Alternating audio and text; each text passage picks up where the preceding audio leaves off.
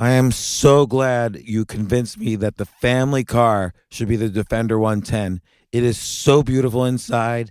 It's so comfortable and it just feels indestructible. Yes, it really is. I've been waiting a long time for the new model to come out. The Defender 110, I'm telling you, it's my favorite car of all times. It's my third one. You know, I have stories of going off road. The guy managed the group. He was like, "What are you doing in this beautiful car?" I'm like, "I'm going off road." He's like, "Are you sure? Because you can use one of ours." And then they look like Mad Max cars. I'm like, no, we're going to do this. And he was shocked. Wow. Well, it's great because the Defender has been reimagined for 21st century adventure, and its unparalleled off-road ability as well as its robust interior are invaluable whether you're headed towards uncharted territory or just a weekend of exploration. The Defender 110 tackles challenging surroundings with absolute confidence. The SUV conveys strength outside and in, featuring peerless technology like an intuitive driver display and an award-winning infotainment system. That's my favorite part, to keep you connected no matter where the journey takes you. Adventure is unique to everyone, and so is the Defender. Choose from the two-door Defender 90, the four-door Defender 110, or the larger Defender 130 with the ability to seat up to 8 passengers. You'll find uncompromising performance in all three. So pack up and go even further with the Defender 110. Learn more at LandRoverUSA.com/Defender. These days, we're all investors, trying to be smart with our money despite our worst impulses. But at iShares, we believe that deep down inside of every investor is a better investor. One that's just waiting to be let out. Explore iShares ETFs and insights and let your best investor out. Visit iShares.com for more information. This isn't your average business podcast, and he's not your average host. This is the James Altucher Show. You know how, like, everybody these days is like a Stoic? They all, like, believe in Stoic philosophy. Right. Everyone think about Stoic all the time now. Yeah, and I think that is a very useful philosophy. And so I kind of wanted to do, like, you know, if you want a real good overview, like Ryan Holiday's books are excellent. Craig Stanlin's recent book talks about how he used Stoicism to survive prison. And so I'll give a little bit of an overview, but I think there's an actual better philosophy out there if you want freedom and even a taste of happiness. And I want to talk about that because I think everybody became an atheist, and so they rejected religion, which is fine. Well, the thing is, like, why do you think people reject religion? I'm just curious because when I was growing up, you know, I'm all Buddhist. Like, my parents, like, very Buddhist-centric. We go to the temple and we pray to the statue and all this thing. And then as I grow older, the idea of religions just seems weird to me. Well, I mean, there's several reasons. One is something in us wants to rebel against our parents, right? So this didn't always happen, but with our generation, starting with maybe the generation before me even, and then the generations after me, people just tend to do the opposite of what their parents want them to do. So if your parents want you to go to church or a Buddhist temple, whatever, you tend to reject it. If your parents believe in God, you start to look for alternatives. The other thing is that we learn more. Like, we learn that probably there wasn't a guy who parted the Red Sea, or probably there wasn't a guy who just fills up wine glasses whenever he wants. Like, I'm sure every single magician we've had on this podcast can fill wine glasses just snapping their fingers. So especially Steve Cohen. Yeah, Steve Cohen. Not the producer Steve Cohen, the magician Steve Cohen. Yes. People should check out that podcast because he did like a trick on the show against me. That was amazing. Yeah. And he literally is like a human lie detector. But you know, I think we look back at the religions and see them for what they are. They're kind of like, you know, if you have faith, then yes, they're true stories. But the stories seem a lot like science fiction or fantasy. Right. And I'm not saying they are. I'm just saying that is the reason why a lot of people, so like Penn from Penn and Teller has been on the podcast. He is an atheist for these types of reasons. Like, I didn't know he was an atheist. Yeah, no, he really speaks about that a lot and written a book about it. And you know, a lot of it is because, you know, these stories were just created to, oh, he did a miracle though, and then some people believed them. It's the same, and some people didn't. And so now more and more people are thinking like, that doesn't really make sense.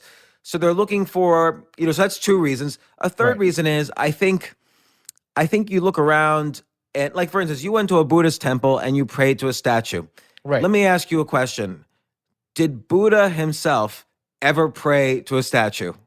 No, because Buddha prays to himself. Okay, but did any of his disciples pray to a statue? No, nope. Any of the Nope. monks in the first generation after Buddha? See, so a lot of these things, like when Jesus was around, there was no pope. When Buddha was around, Buddha himself might have been an atheist, meaning he didn't really believe in, he was born a Hindu, but he didn't really believe in the Hindu gods. He, there's very little writing that originally comes from Buddha, but there's something called the Pali Canon, which is supposedly the original words of Buddha. And not once does he mention the Hindu gods, and he doesn't say you have to believe in a god to reach enlightenment. He talks about the Four Noble Truths, that there is suffering, that there's an end to suffering. And he talks about meditation. He talks about the Eightfold Path. He talks about, right speech and right action and being virtuous.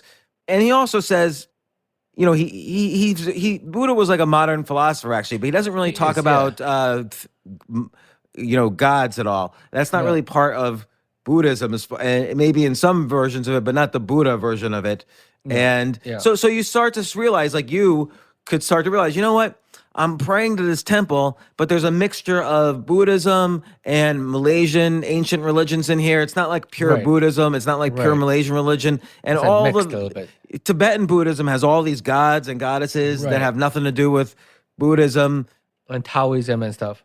Yeah, Taoism has all these, rituals and stuff. Lao Tzu, we don't know too much about Lao Tzu. We don't even know if the Tao Te Ching is a religious book. It could have been a political book. I think it's just a philosophical books, right? Well, it could have been, he was supposedly an advisor to rulers. It could have been a guide on how to be an emperor. Like, we don't really know whether it was a religious book or kind of a political guide. Right. So for me, I'm Chinese. I know Lao Tzu very well. Like, he's my buddy. Yeah, but, you hung out with him. You hung out with him all the time. You're J2. Am I a human dreaming I'm a butterfly, or am I a butterfly dreaming I'm human? You're probably butterfly dreaming of both humans, because right now you're living as a human. You know what I mean? Yeah, but that's Chang Tzu kind of questioning whether our notions of reality are true at all, and that's part of the question here, which is, why should we believe in anything? Because Chang Tzu says Chang Tzu was basically making the simulation hypothesis. We might just be in a giant simulation. We might. Well, so back to Lao Tzu. It's when I was learning about Lao Tzu, it's not about the religion side of it. It's about how he's a philosopher. He will always ask these questions and give wisdom, rather than be like, oh, you have to only pray to me or whatever. You know what I mean? Yeah, he didn't talk about prayer at all. I mean, if I were to take a philosophical point from Taoism, it's essentially, and summarize it in one line, it's go with the flow. Like, basically, the tide of events in your life are like a giant ocean, and you're just a tiny particle in that ocean, and there's nothing you can do to fight the ocean. So do things that you can that go with the tide of world events. Doesn't mean be like everyone else. It just means don't fight. And this is very similar to Stoicism. It means don't fight what you can't control, and have faith that if you are virtuous and keep calm, then correct things will happen in your life. Not necessarily good things, but like the things that are supposed to happen will happen in your life. I'm just curious, what makes you want to talk about Stoicism so much? Like, I remember when we first do the podcast again after your sickness. You tell me that you really want to do that. Like, what makes you all of a sudden want to do about Stoicism so much? So the first thing we covered was that people have left religion, but they still need something to believe in. Right. And that's a question too. Why do people need something to believe in?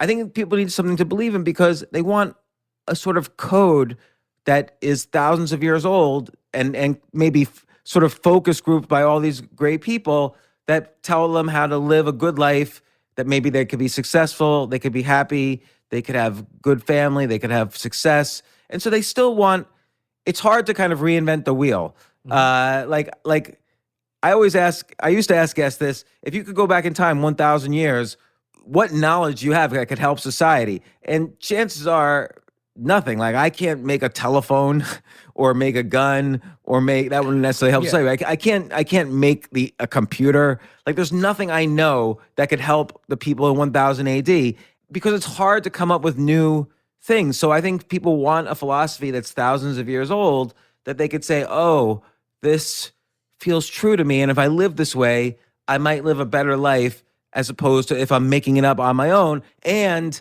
I don't really want to believe in the religion of my parents. Right. And so I think a generation ago, people would switch religions. Like, they'd go from a lot of, not many, but some Jewish people I know would go to Buddhism, or some Christian people I know would go try different types of Christianity, or maybe they would even try Buddhism also. Like, people, Western religions would try Eastern religions, people in Eastern, but now I think people are trying more what's called secular philosophies that have nothing to do with a God, but have to do with maybe a code for living. Interesting. I never thought about that. Also the other thing about religion, I felt like one thing that people doesn't really believe in religion anymore, because we learn in history, people are using religion just to gain power.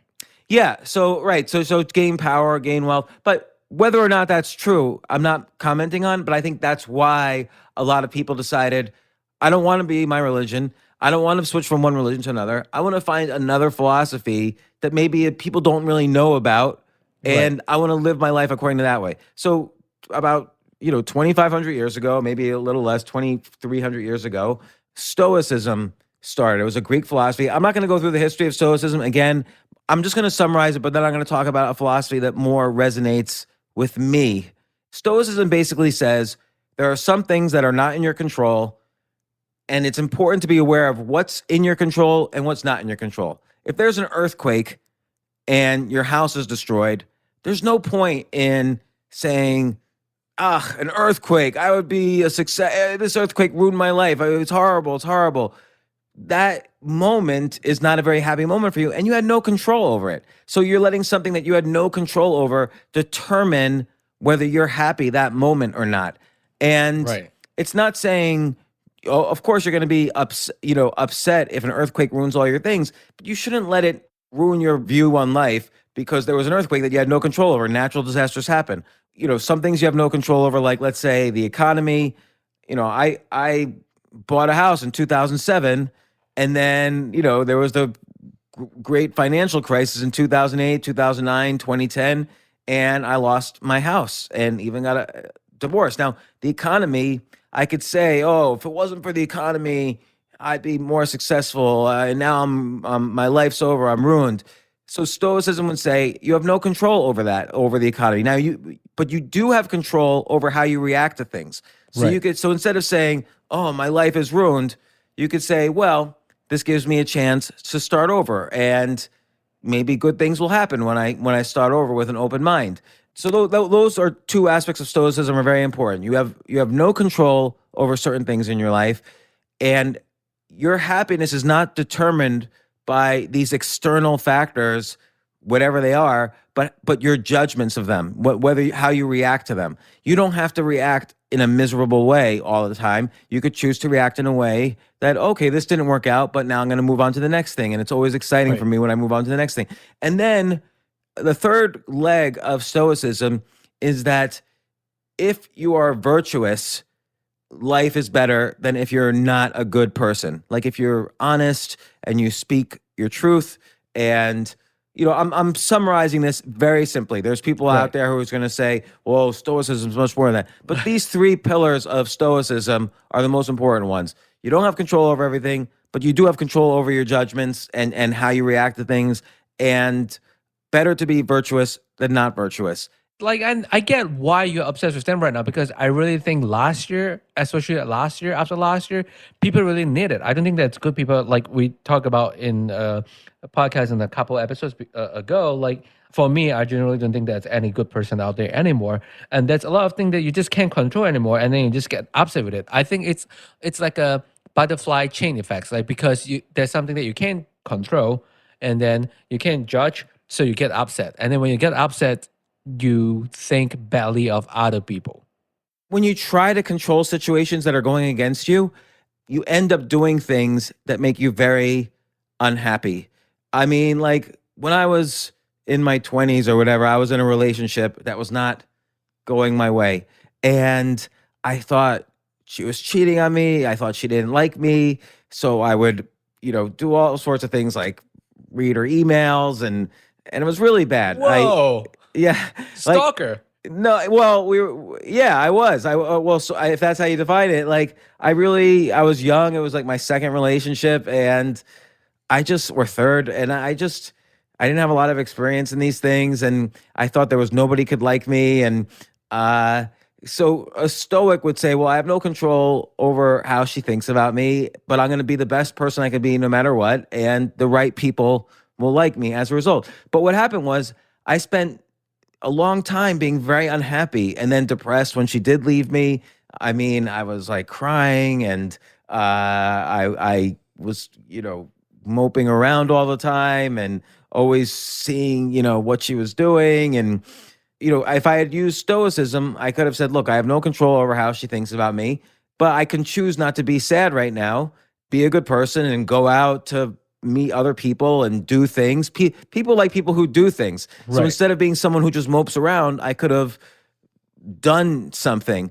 And I even gave up. At the time, I was offered a job. I had just been thrown out of graduate school, and I was offered this job at IBM to work on Deep Blue, the chess computer that I spoke about with in the podcast with Gary Kasparov. It was the Right. computer that it was the first computer to beat the human world champion, which was Gary at the time. And I turned it down because I wanted to be with this girl. Maybe if I had used a little bit of Stoicism, I would have said, okay, I have no control over the relationship, but this job sounds exciting to me. It's like the dream job for me.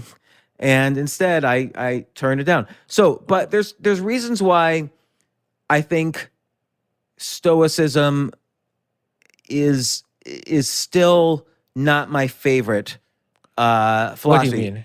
Well, I think, there are aspects that, and again, I agree with a lot of Stoicism. Like, it's the idea of don't label anything good or bad. Like, if someone breaks up with you, it's neither good or bad. If an earthquake happens, it's neither good or bad. Someone has a heart attack who's close to you, you could, obviously that can make you sad, but it's just part of life. And Right. that aspect of Stoicism is important. But I think actually it still doesn't lead to freedom. And freedom is very important to me. So Right. it's still a matter of trying to deal with hard things that are happening to you and philosophically find your joy in those hard things. And it's very similar. I mean, all these philosophies I'm about to discuss, I'm going to really quickly summarize a bunch of philosophies. They're all kind of similar with just nuances. So for instance, in the past 100 years, there's existentialism. And existentialism basically says there's no purpose in life. So a lot of people ask, why am I here? What is the Right. meaning of life? So Stoicism tries to say you're here to be a good person, a virtuous person. By finding your meaning and how you can be the best person, you will be a happy person in life. And again, there's lots of different types of Stoicism. Some people might disagree with me. I'm just giving a very brief summary. I'm not doing a 6-semester Right. class about Stoicism.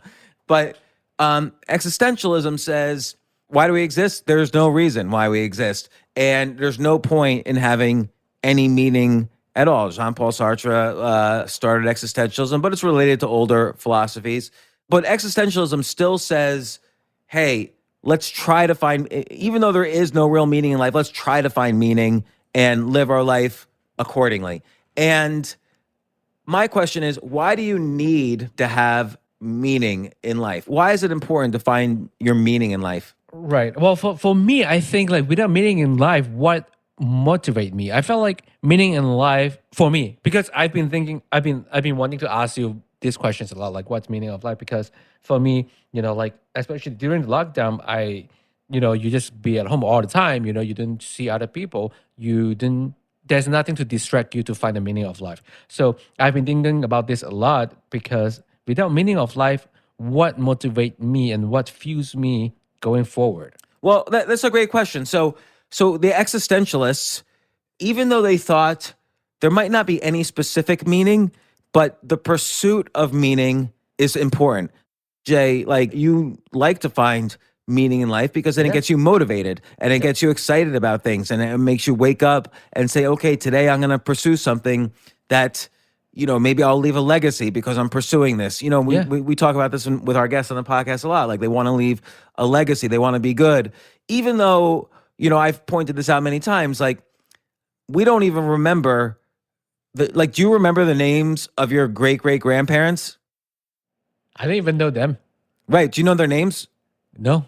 So your grandparents, just 4 generations ago, you don't even know their names, and you're like directly descended from them. So, what the problem I have with meaning that you should pursue a meaning, that you should have a meaning which involves a legacy. There's no legacy. Like nobody has left a legacy. We don't even know. I can't. If I asked you who's the 12th president of the United States, even if you had been in America like your whole life, you probably still couldn't tell me the answer. Why do you feel you need to have meaning? Well, because without meaning, okay, so for me, without meaning, I guess I was just living to work to make money. That's it. What else am I working towards against? Why is making money give you meaning? Well, it's like so that I have a more comfortable life, especially in New York. I have to make more money to cover all my rental expenses and income tax. Maybe if I'm living in other states that doesn't require as much income tax or other lower expenses, then my meaning of life might change. That could be like if you don't, remember I had Jen Glantz do that list. What I would do if I had $1 million, and everything on her list was something she could do now. Like she said, she wanted to have multiple homes in different cities. Well, like for instance, a year and a half ago, I went to Amsterdam to do some comedy, and for a week or a week and a half, I Airbnb'd a home in Amsterdam. So yes, I didn't own the home, but it's as if I owned the home, and I was right in the middle of Amsterdam. It was great, and anytime I go back there, I could presumably stay in the same home or maybe even a better home. So like, I don't need $1 million, and I have, thanks to modern Airbnb, I have homes all over the place. Or some people say, oh, I want to have, I want to own a private jet. Well, a private jet costs $100 million and then you have to maintain it. But for like a few $1,000s, and yes, that's expensive too, but it's not $100 million. For a few $1,000s, you could fly in a private jet. And it's not like you're going to be flying in a private jet like every weekend, unless you're an idiot. You're just going to, go on vacation a couple times and budget that in and work hard and make the money. And so all these things, or she said she would have an assistant. Well, you can get a virtual assistant in the Philippines for almost $0. Yeah. So money is not as much a factor in freedom as people always thought. Like it used to, when I was a kid, oh, I want to be a millionaire. And yes, that's an interesting goal to have. And there's many ways to do it, but it's not necessarily the way to find happiness or to do all the things you want to do. With much less money, you could do the things you want to do. And it's important for people to recognize. I was just talking to a friend of mine the other day, and because of COVID, he had to work remotely for the past year and a half. So instead of living in a city where he had to deal with, the grime and the homeless and all sorts of problems, he moved to a little house right on the ocean. He's 10 feet from the ocean. And he's just enjoying life, and he's spending less money than he used to. So you could choose. Money doesn't necessarily. There's no number of money that can provide meaning in your life. You could choose what kind of. We're more able to choose what kind of life we want to live, and I think people are starting to realize that. But with existentialism, the whole idea is that there's no one meaning, but it's good to have meaning in your life, and the pursuit of meaning is in itself a meaning. Meaning, yes. It's important that the pursuit of meaning may have meaning in itself. And existentialism is about that. What does it mean? It shouldn't be someone give you meaning. The meaning should come within yourself. That's a really good way to put it. You can't put your meaning necessarily on external factors. Right. It's like very anti-existentialist to derive meaning from what society tells you to do, or your community, or your family, or your friends, or your teachers. But it is somewhat important in existentialism to not only have some meaning in life and think about what that meaning is, but that to really make sure you enjoy the pursuit of that meaning rather than just have a goal. So Right. existentialism is not necessarily goal oriented. It's just knowing that you're on a path that that in itself has meaning. Now, Right. let's go extreme. Nihilism, Nihilism. Nihilism.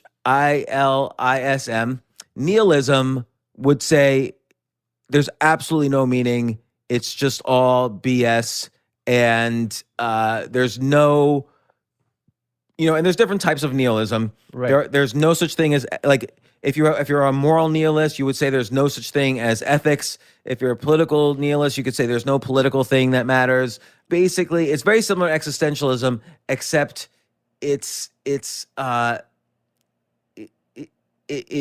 really rejects that there's any meaning at all. So the word nihilism comes from the word annihilate, which means to destroy or to bring to nothing. There's nothing in nihilism. Right. There's no philosophy that's correct in nihilism. Right. It's so I did a quick Google on nihilism, and also if you look at the chat, our chat is very, very active right now. But Really? yeah, someone did ask. I mean, I Googled the nihilism, and someone asked, "Can nihilists be happy?"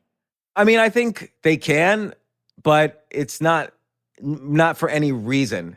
Right. And again, people will disagree with me. I'm just giving, again, you could take a whole year of reading about nihilism, and there's so many different philosophers. I'm just trying to explain in a few sentences or a few paragraphs what these things are. Yeah, well, the thing is, I felt like nihilism for me, based on what you describe and your definitions, I felt like their point is kind of redundant in a sense that, like, if there's no meaning in life, why are you exist?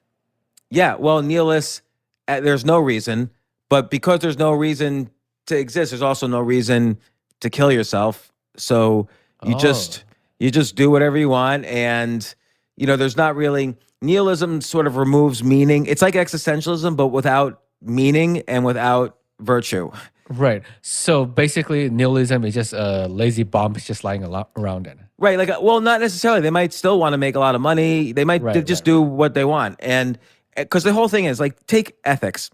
Like, in society, your parents told you when you were little, don't lie to your parents. Right. In particular, you don't even lie to anybody, but in particular, don't lie to your parents. Or do good in school, or don't hit your little brother or little sister or whatever. But a nihilist will say this is all just artificial. There's no real universal laws that say you shouldn't hit your little sister, whereas Christianity says there is. And even Stoicism will say it's better to be virtuous than not virtuous. And even existentialism doesn't really have a lot of opinions on virtue, but it's probably easier to find meaning in life if you're a good person. If you're not limiting yourself. The whole thing is, if you're limiting yourself to what other people say is right, like, let's say, oh, it's right to not hit your little brother. It's right to go to college. It's right to politically believe in certain things. Every time you think the society is telling you something that's real, it's limiting you. It's putting boundaries around you. And so, let's say your sibling is mean to you. Let's say your sibling is really cruel to you, and you're adults now, and you decide, you know what? I'm not gonna spend time with this person anymore, even though it's my brother or whatever. People might say, oh, that's a bad thing. Family is family. But an existentialist will say, who cares if family is family? Like, I'm going to make my own meaning. And a nihilist will automatically say, somebody else told me this person's in my family. Like, so what? We have biological connection. That's not a real connection. I don't have to treat this person anyway. So they're similar, but nihilism doesn't pursue meaning at all, which gets me to the philosophy that I feel speaks to me.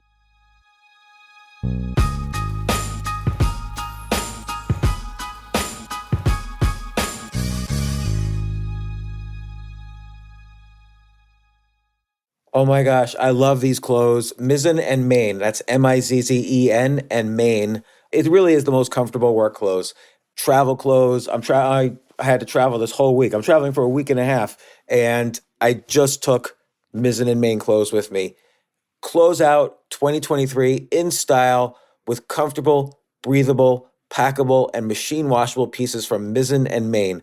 As you wrap up your year-end goals, enjoy a Mizzen and Main dress shirt that you can wear confidently. I like that they've very just nice, solid colors. I don't really like to get all fancy in patterns and everything, although they do have some pattern shirts, but very comfortable clothes, stretchable pants. It's just super comfortable, but they look professional and you can wear them casually or professionally.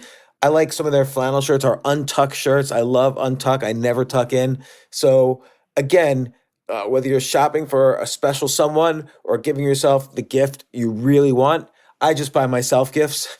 Mizzen and Main is the perfect gift for any guy who works, travels, and or cares about looking and feeling great. As you could tell by my many photos across the internet, I care about looking fantastic. I'm practically a model. And let's be honest, every guy loves to look great. So again, shop now at mizzenandmain.com and save 20% when you spend $130 or more using promo code James. That's promo code James at Mizzen and Main, Mizzen and Main.com.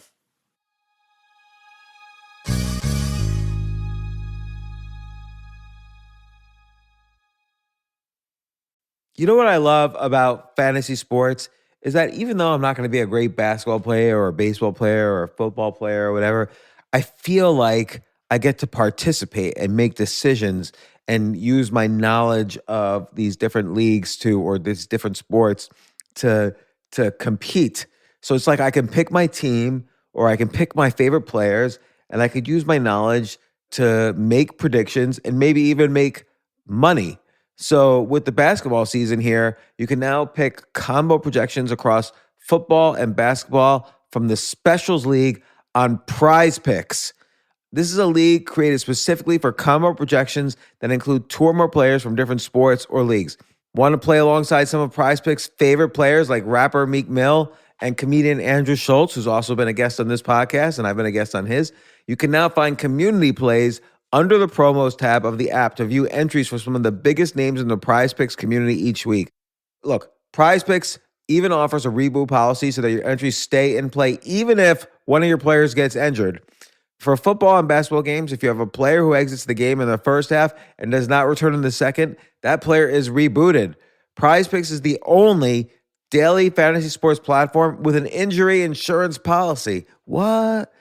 So I love playing it. I love anywhere where I can use analytical ability with my interests to demonstrate some skill and maybe make some money. And I like the game-like aspect. I do wish they had chess as a category on prizepicks.com, but I'll settle for what they've got. Maybe I should make my own fantasy chess league. But in any case, I love Prize Picks. Go to prizepicks.com/James. Use code James for a first deposit match up to $100. That's the easiest $100 you're ever going to make. So that's prizepicks.com/James and use code James. Daily fantasy sports made easy.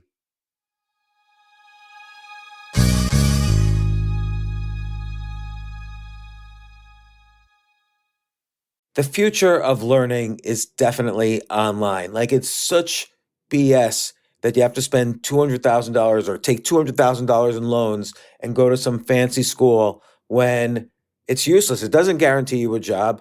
Most employers, including me, do not care about degrees or grades or anything like that. We want to care that you love what you're doing, that you know what you're doing, in some cases that you have experience or that you're willing to learn. But people in general love learning and are curious. Like, the key to success is curiosity. And I think masterclass.com is the perfect model for online learning. I'm really happy they're sponsoring this episode. If you're going to give a gift, give the gift of learning. Masterclass makes a meaningful gift this season for you and anyone on your list, because both of you can learn from the best to become your best, from leadership to effective communication to cooking.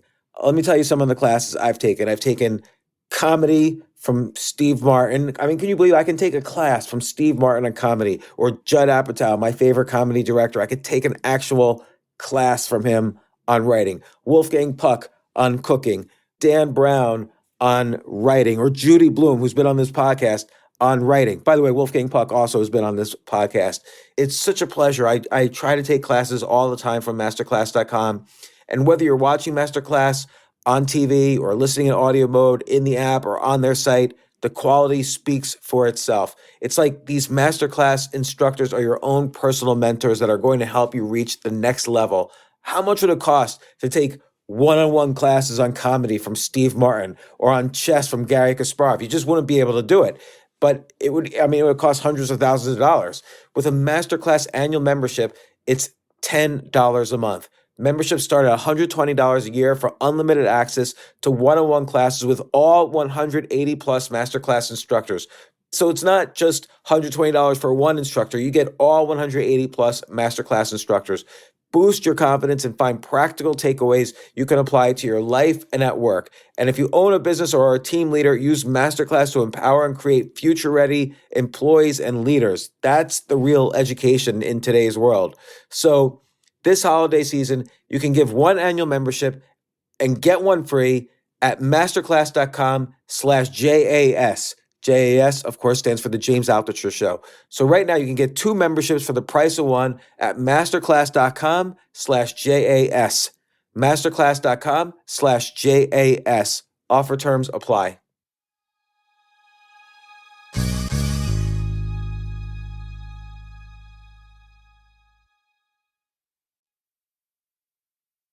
There's no right or wrong way to look at the world, but sort of the way I look at the world is a philosophy called absurdism. And it's just the idea that even having this discussion is absurd. Like everything in life is just absurd. It's like a gigantic joke. Wait, how do you define it? Like absurd as in like it's ridiculous.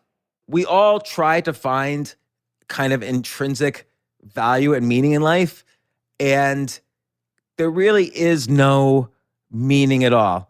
And you could find meaning if you want, but it's not a requirement. Everything is just absurd. Anything that we think is important is just absurd. It's not even that there's no meaning. It's just almost that it's like a joke. Basically, so the main guy in absurdism is this guy, Albert Camus, who wrote an excellent book called The Stranger.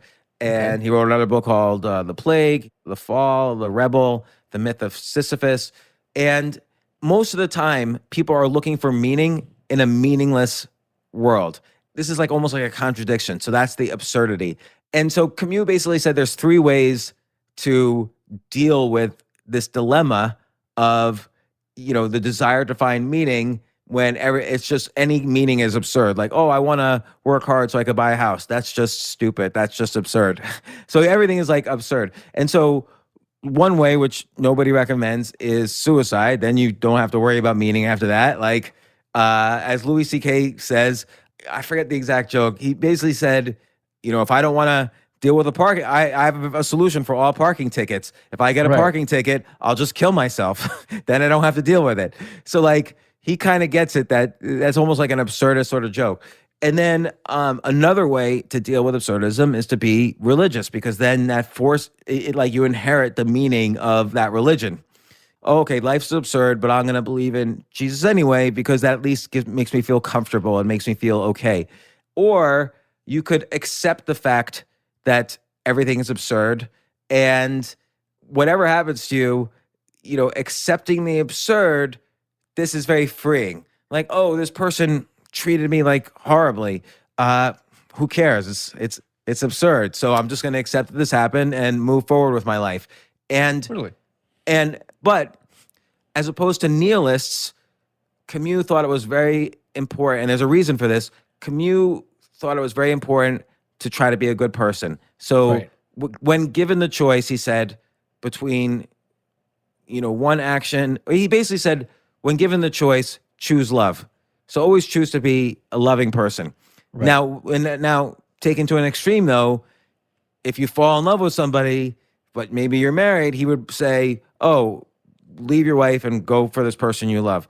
And that created some problems in his life. Like his wife was very depressed, and eventually he decided that in order to be a good person and choose virtue as well as choosing love, he needed to stop cheating on his wife and try to keep her happy. So Absurdism, if you want to, you could still find meaning in your life. Just recognize that it's meaningless. Well, so are you? So is the founder? I'll call it the founder. Is he like actually happy because of that absurdism? Because like you're pretty much just trying to find ultimate feels in the life. What do you mean? Like ultimate feels, as in like if you do something, right? If you do, like, let's say if I'm trying to, correct me if I'm wrong. I'm trying to understand this absurdism because I really don't understand it. Like it's like my brain is like exploding right now. It's like, so like if I'm pursuing meaning in life, I'm trying to make it funny, or thought about how funny it would be if it fell. Yeah, it's not necessarily funny. It's just that an awareness that anything you derive meaning from, ultimately you're going to die, and there's no meaning in whatever you do. Right. And So like there's like everybody's like, oh, I want to leave a legacy for my kids. Nobody gives a shit, and you don't know the names of your great grandparents. In just a few generations, everyone is not going to know who you are. So, Right. so actually, the way to find meaning is to really understand that there is no one thing that it has meaning. It's almost like be a rebel, a Right. rebel against any institution which tries to give you meaning. Now, it doesn't mean you shouldn't be a doctor. It doesn't mean you don't have fun doing things, but it's just that, like, do what you want.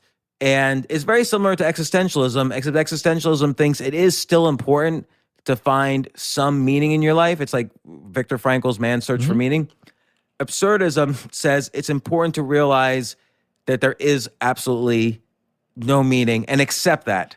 And then you'll be free, and then you'll be happy. That everything that you think is important is just your brain telling you it's important, and there's nothing actually important. And it almost sounds nihilistic, except it's important to choose love overall. Do the things where you're the most loving you could be. Right. And everything else is just background noise. So you basically have to embrace the contradictions of it. Yeah. And then I think some call me Superman said like it's like Dadaism and surrealism. I don't know what that is. Okay. Dadaism is related to existentialism, and we could talk about those things another time because they're all related to like art and the relationship between art and philosophy. Oh, wow. So like Dadaism is an artistic movement and surrealism is an artistic movement, but Right. they're all related to these things. So But why makes you so obsessed with absurd? I can't even say it. It's so absurd. absurdism. Absurdism. It's just like I can't even pronounce marinara sauce. Marinara sauce. Marinara sauce.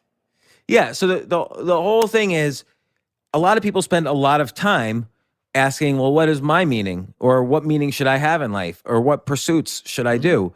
And just choose love and be indifferent to everything.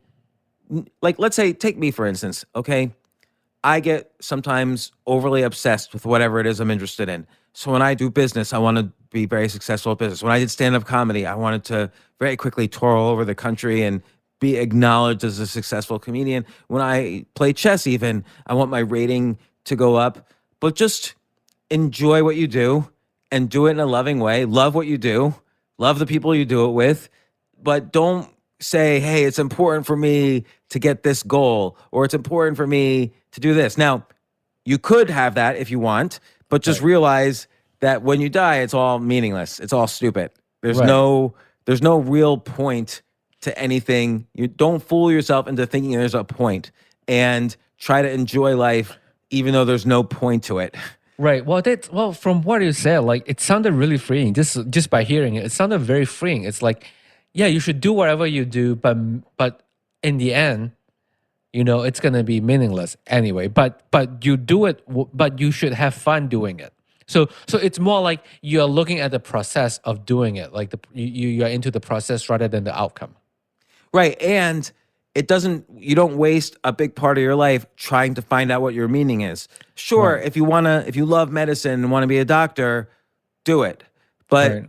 don't think that this is a path to joy. Just do it if you want to. And that the only path to joy is really accepting the fact that nothing matters. And again, choose love. And I really like this approach. I feel like Stoicism is kind of like a guide to how to live, like recognize that you can't control everything, recognize the things you can't control, and you can only control your judgments. This is almost like a pathway to living through difficult situations, like an earthquake, or Right. in Craig Stanland's case, going to prison. Absurdism is related, it's close, but it's more like nothing was important anyway. We're all gonna die at the end of this adventure. Just do what you can to be loving and be a good person. Nothing's in your control. You can have meaning if you want, if you choose to. Just accept the fact that nothing is really required of you. And, but it doesn't mean like just make money at all extent because there's no meaning. He still says, choose love, which in some sense means be a virtuous person. And I think this helps you be happy. Like anytime you put any boundary around yourself, like, oh, I have to be rated this in chess, or people have to like me if I'm a comedian, or people have to like my writing, or people have to like this podcast.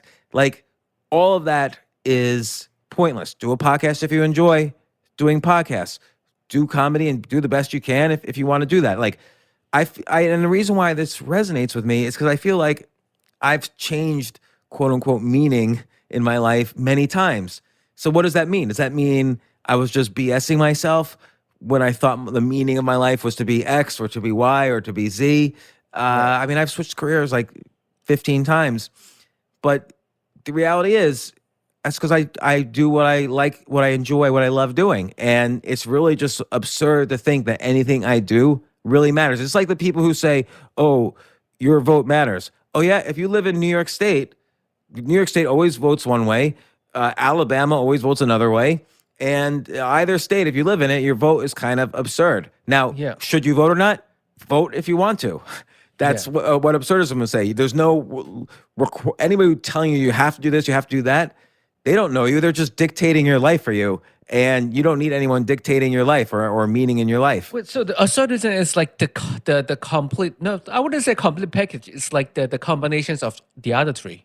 Yeah, it's very closely related. It's very closely related, which is why it's not such a bad idea to be all these things. Maybe, but it's closest to like existentialism, which says there's no meaning in life, but you should probably try to derive some meaning from it because you'll be happier if pursuing something with meaning. And you said when your meaning change, I'm just curious. I'm totally curious. When you say your meaning change, does your meaning change when you face a crisis or you went to a crisis? Like was it a really, really down moment and then you realize, okay, now my meaning has changed because I've been through this? I think it's more like, a little bit like bad things would happen to me and I would just kind of give up on whatever I was pursuing before, or I would maybe fall in love with doing something else and I would lose interest in other things. But, whenever you try too hard to do what's quote unquote right, or do what you're supposed to do, or do what I'm supposed to always attend funerals or weddings, or, I'm supposed to go to college. That's what people with my background do, or all of that is, again, this is like existentialism too. All of that is BS, but absurdism takes it one step further. It's like absurd to think the world is going to have any value because of anything you do. There's like 1 billion different or 1 trillion different species on this planet. Humans are just one of them. And we think we're so important. And that is just absurd. Basically, a belief in anything beyond absurdity is irrational. Like, we don't even know if we're in a simulation or not. Like, some people believe we're in a simulation. So you just kind of have to, in some sense, this is similar to Taoism. Like, Taoism says, whatever you think is real, that in itself means it's not real. Yeah, so it's almost like you just have to live in the moment. Live in the moment, and you could have meaning if you want. Right. But you don't have to. And, existentialists will say, listen, it's part of who we are as humans that even if there's no meaning, you need to find meaning in your life and pursue something. And the pursuit of meaning is good. Right. And nihilists will say, don't have meaning in your life. Like, that is just futile. It's BS. It's whatever. But absurdists, if you want to have meaning in your life, like, oh, I'm going to be the best chess player in the world, I could do that. The point is, it's just absurd to think that it's important. There's no inherent thing about being a human that says I have to have meaning. There's no inherent thing that says I have to treat people a certain way. Right. It's just easier to be happier because you're not, it's just easier to be happier if you're a good person. Because when you're a bad person, bad things might happen. You might go to jail, or you might have a lot of people not like you and make your life hard as a result. Right. So better to just not give a shit and do what you enjoy, but do it with love. Right. So okay. So this is gonna be really fun. I don't know if you can do it with your brain fog. If each of them has to write a tweet today, what are they gonna be? So let's start with Stoicism. What's the Stoicism tweet of today is gonna be? COVID happened, but I used the time to learn new skills, to spend more time with my family, to figure out, what kind of legacy I want to leave. Because I had free time, I spent more time doing charity and doing good things. So that might be Stoicism. And again, I'm making it up. Right. Might disagree. Right. Okay. And then what's it called? Existentialism or Existentialism might say, it's a tweet. So you have to limit your character too. yeah, this is all bullshit, but it's really important for me to become a doctor and save lives, and I'm going to devote my life to that, and I really enjoy studying medicine and biology. Right. And then the nihilism. Nihilism's like, nothing matters. I'm just going to do whatever I want until I die. And absurdism is like, everybody is just crazy. This is just a big joke. Half the people say, one thing, half the people say the other thing, and they don't realize it's 50-50. Who knows what's the right answer? But I don't know, I happen to like going to the movies, so I'm going to write movie reviews all the time and find meaning in that for a little while. And then I might find meaning in something else. Yeah, that's a pretty long tweet you have there. Okay, so absurdism might say, this tweet is a fucking joke. Don't even read it. I just felt like tweeting right now. And I'm going back to my wife because I love being with her. That's literally you all day. Yeah, that's why I feel like I'm an absurdist more than I'm a stoic, Right. more than I'm an existentialist. But the idea of even labeling myself something is absurd. Like, I'm not anything. Like, I'm not, I'm one species among a trillion on planet Earth, which is one planet among maybe a quadrillion planets in the universe. The Right. idea that there's any overriding, like, the idea that anyone cares about my free will and my actions is just so ridiculous. Right. It's stupid. And I could say, oh, I want my grandchildren to know about me. Why? When you're dead, you're not going to care if your grandchildren or great-grandchildren know who you are. Right. Well, I think the next step will be like just really practice what philosophy that you want to believe in, right? Yeah. It's you could choose what philosophy. If you're an absurdist, you can say, oh, okay, today I'm going to believe this. Tomorrow I'm going to believe this. Whatever you want. And it's not saying be a bad person. It's not saying kill people because, again, choose love. Because let's say you do something bad. Let's say you commit a crime because you feel there's no meaning and it's all pointlessness. Well, you might now, unfortunately, have meaning forced on you because you're going to have to fight a court case or, Right. So like if you watch TV, almost all stories happen because somebody thinks something is more important than it is. And, like take Star Wars. All right. Star Wars is in a galaxy a long, long time ago. Or no, sorry. It's a long, long time ago in a galaxy far, far away. Right. So did anything Luke Skywalker do have any meaning ultimately? Like, presumably that whole civilization is gone. The Right. whole civilization died anyway. Right. No matter what Jedi, happened right. between Luke Skywalker and Darth Vader. And it was a galaxy far, far away. So it has no effect on here. And yet they thought they were doing something very important and meaningful. And yet we even saw, even after we thought, the emperor died, blah, blah, blah. Well, He it came didn't back. matter. It He didn't came matter. back. Yeah, he came back. It's all ridiculous. Or Right. take like The Sopranos, like or The Oh, Godfather. I haven't watched it. Yeah. Yeah, so take The Godfather. Like, it's a story about the mafia. Well, the mafia has this code of values that they live by. Like, your family is your crime family. It's even closer than blood, and there's an oath of secrecy you take, and you help each other. Like, it's like a brotherhood, almost like a fraternity type of thing. But Right. dedicated to making money, not necessarily through legitimate ways, because the mafia doesn't believe that the laws of the land that they might be living in agree with the laws that they think should be followed. So they Right. take the law into their own hands. But this creates all these limitations. They have to treat family a certain way. They have to treat the Godfather a certain way. So there's all these like limitations that they put themselves to and they swear to, but it ends up making them very unhappy people potentially. Like, and they end up dying maybe through, being killed, no matter how loyal they were. Right. So, Spoiler. well, no, I'm talking about like in real life. Right. All right. John Gotti killed his boss, Paul Castellano, and no matter what oath he said. So, Right.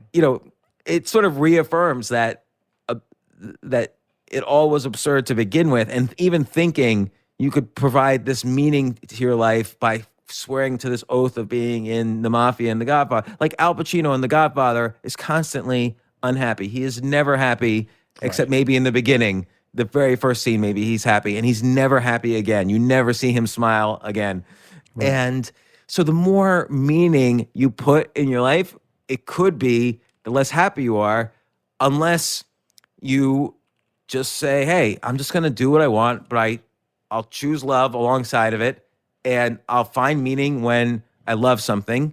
And otherwise, I'm not going to judge myself. I'm not going to say, oh, I really should be a doctor now, or, oh, my friends are really successful, I should be successful. No one's successful 200 years from now. They're all dead. Right.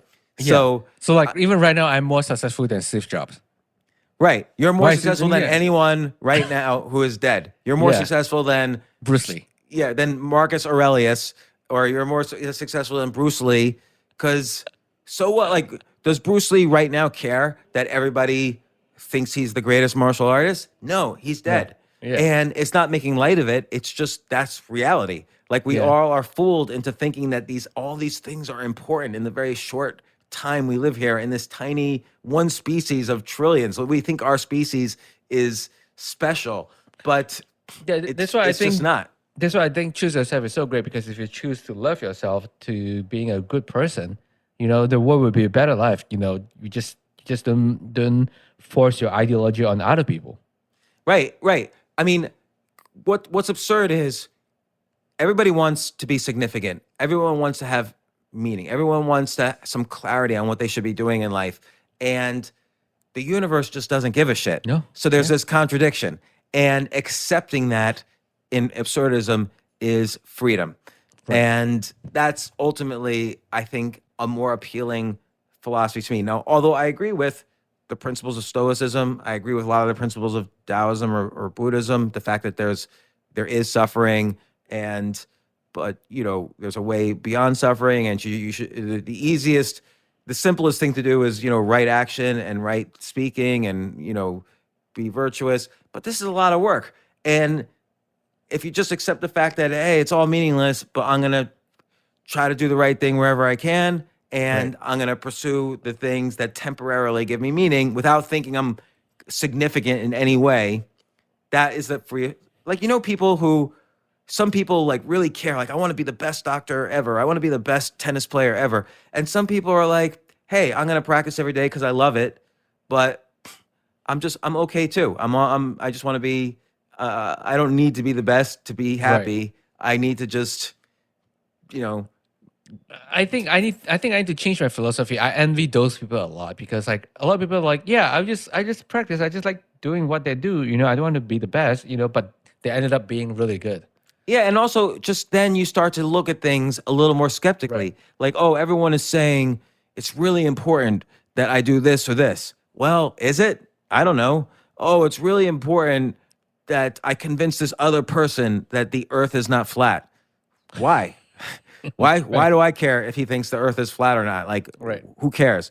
Oh, now you could say, well, some laws are very restrictive. I wouldn't be saying this if I was unfortunate or in in a bad situation, I would work hard to help others. Well, if you do things and you choose love alongside the things you do, then you will naturally do the best you can do to help Right. things without being obsessed with whether it was significant or not. You'll just naturally do good things. Accept the fact that it's all absurd, it all doesn't matter, and then act accordingly. But when given the choice, choose the loving path. Right. That's such a great quote. All right. I did some FAQ on the channel. If you want to look some, like I just asked them like to ask you questions. They'll ask you, has you read the book Ishmael by Daniel Quinn? No, I haven't. I did buy it once, but I never read it. So I will read it. Thank you for the Right. recommendation, James. This is James Quandal, who's James been on the Quandal. podcast. Yep. Uh, And then I think some people also say that The Myth of Sisyphus is a good read as well. oh yeah, and I've never read it. That's supposedly Albert Camus' book about absurdism. So I think I come to absurdism by naturally being an absurdist. Like I've just led my life in an absurd way. Like people always say, "Why are you doing this?" And Now you have found yourself. I know I am most unhappy when I think I'm doing something for a reason. Really, there's no reason why I'm doing anything other than I just want to do it. And I'm trying to be a good person too. Right. And ABV, Andrew, asked, what elements of your subscriptions to absurdism helped pull you out from burnout stages? I'm realizing that burnout usually means I'm trying to achieve some goal and I'm not achieving it. So so I'm working too hard. So I get burnt out. But if you just do what you love doing, like there was one point when I was trying so hard to make a lot of money by being a hedge fund manager. That was my business. And finally I realized, you know what? I just don't like this. Like I hate it. I hate all the people. I don't like it. I returned all the money. I had no source of income. I loved writing. I moved to a place that was much, much cheaper. I downsized. And I went broke during this time as well. And then I just started writing and I loved it so much. And then I loved writing and I loved reading and I loved writing. But when my writing made me unhappy was when I needed a certain number of likes on an article or a certain number. I need people to tell me it was good. Like once I attached significance to what I was doing, I became less happy. So just do what you love. You'll probably be better at it the less significance you put on it. And don't get sidetracked by external or man-made or societal-made features like, oh, they really like me, or they like this, or I got a lot of page views, or whatever. Like I used to instead of looking at my investments, I started looking at all my analytics. How many page views did I have? How many minutes did people spend on each article? Like I switched the thing I was applying significance to when I just should have said, oh, that's meaningless. I'm just going to, instead of wasting any mental energy at all, I'm going to use all of my energy just doing what I love doing. And then I probably would have been even a better writer or a better hedge fund manager or a better comedian or a better chess player. Just do it when you love doing it. Right. But I felt like you shouldn't be regretting like what your past life decision is because like it is what makes you today. You're absolutely right, Jay. You're absolutely right. I should not. It's absurd for me to think I should have lived differently back then. Like it is what it is. It's done. Yeah, because if you didn't make any decision that you made before, you wouldn't have picked me up fresh off the boat. Exactly. I mean, I saw you wandering around, stealing scraps of garbage at the Chinatown? at the farmers market in Chinatown, and I put you behind a podcast studio, taught you everything you know about audio visual equipment, and gave you meaning in life. And I know that's my meaning of life. Yeah. Also, yeah, that's great. Any things you want to wrap up? No, I just think don't be so obsessed with what's your meaning, what's your purpose. Don't be so obsessed with the significance of what you're doing. Find something you love and accept the fact that this is a gigantic, cold, and silent universe. And then no matter how many people we have talking about lifespan on this podcast, ultimately we're going to die, and you should try to enjoy every minute and try not to be harmful to other people. Like at the end of the day, choose love. Choose love.